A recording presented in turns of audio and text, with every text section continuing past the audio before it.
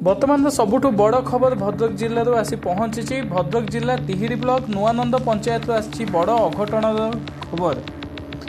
कंटीमंगला पीठ में DJ procession समय 11 केवी करेन्ट लगी 5 जन ऊर्ध गुरुतर होती से भद्रक मुख्य चिकित्सालय को स्थानांतरण कर तेबे यही घटना 2 जनकर मृत्यु घटी सूचना रही। मृतक मैंने तिहिरी आरसार कान्हू महालिक और हाटुआरी ग्रामर मानस मल्लिक।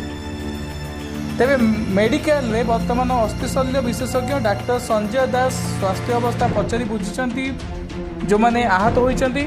तेबे वर्तमान सबुठ बड़ गुरुत्वपूर्ण खबर भद्रक जिला तिहिरी ब्लॉक नुआनंद पंचायत आसी एक बड़ अघटन खबर।